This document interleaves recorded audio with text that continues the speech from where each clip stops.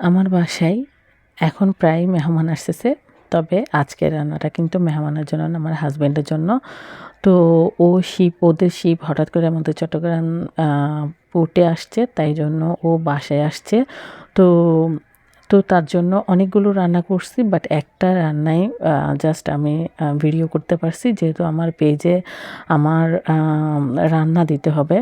তো যাই হোক, গরুর মাংস কিন্তু আমি এমনি হাতে মেখে রান্না করি, বাট আজকে গরুর মাংসের কোরমা রান্না করতেছি, তাই জন্য গরুর মাংস টিক পিচগুলো এভাবে করে নিলাম। আর হচ্ছে গিয়ে আদা পেস্ট, রসুন পেস্ট, পেঁয়াজ পেস্ট, একটু ভিনেগার, একটু হচ্ছে সয়া সস দিয়ে ভালো মতো মেখে হচ্ছে গিয়ে এক সাইডে রেখে দিলাম। আর এখন চলে আসলাম রান্না করার জন্য। পরিমাণ মতো তেল দিয়ে আমি পেঁয়াজ কুচি দিলাম। ফার্স্টে হচ্ছে কিন্তু আস্ত জিরার ফোড়ন দিলাম, তারপরে হচ্ছে পেঁয়াজ কুচি দিলাম। আর এইবার কিন্তু গোটা মশলাগুলোও দিয়ে দিলাম। ফার্স্টে দিলাম হচ্ছে এলাচ, রং, আর পরে দারচিনি দিয়ে ভালো মতো নেড়ে চেড়ে আমি পেঁয়াজ কুচিটাকে একদম ব্রাউন কালার করে নিয়েছি।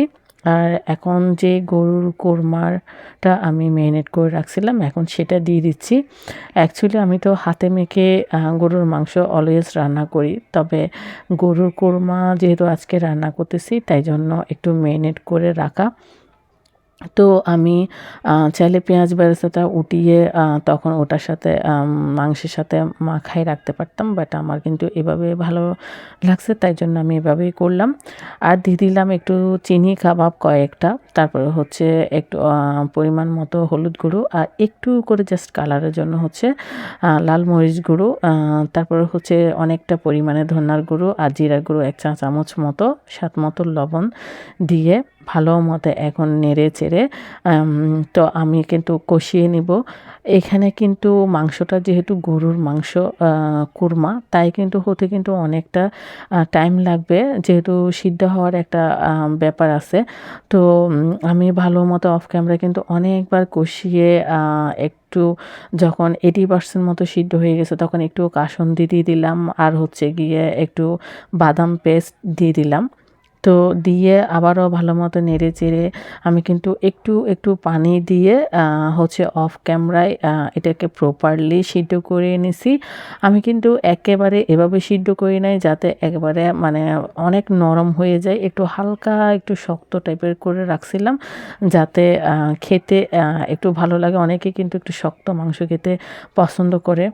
তো যাই হোক, এখন দিয়ে দিলাম হচ্ছে টক দই দিয়ে আবারও একটু নেড়ে চেড়ে তারপর হচ্ছে একটু কেওড়া জল দিয়ে দিলাম, আর হচ্ছে একটু গোলাপ জলও আমি দিয়ে দিলাম। আমি কিন্তু অফ ক্যামেরায় কিন্তু পরিমাণ মতো ঝোলের জন্য পানি দিয়ে দিছি, যেটা হচ্ছে আমি একটু স্কিপ করে গেছি। তো আমি একটু করে লিকুইড দুধও দিয়ে দিলাম। তো এখন হচ্ছে ঝোলের জন্য যে পানিটা দিলাম, সেটা একটু ঘন হওয়ার জন্য ওয়েট করব। একেবারে যখন একটু ঘন টাইপের হয়ে আসবে, লাস্ট পর্যায়ে দিয়ে দিলাম 3টা কাঁচামরিচ। কাঁচামরিচ চাইলে আমি আগেও দিতে পারতাম, দেইনি, এই জন্য ঝাল বের হয়ে যাবে, তখন আমার বাচ্চারা হয়তো আবার খেতে পারবে না, তাই জন্য। তো এই পর্যায়ে দিয়ে দিলাম হচ্ছে জয়ফল জয়ত্রীর একটু পেস্ট দিয়ে দিলাম। গরুর মাংসের কোরমাতে কিন্তু জয়ফল জয়ত্রীর পেস্ট কিন্তু সেই হয়, খুবই একটা আলাদা একটা নাইস ফ্লেভার আসে। তো একেবারে লাস্ট পর্যায়ে দিয়ে দিলাম হচ্ছে প্রাণের ঘি। আমার রান্নাটা কিন্তু একেবারে কমপ্লিট। এই পর্যন্ত যারা দেখছেন কেমন হয়েছে কমেন্টসে জানাবেন।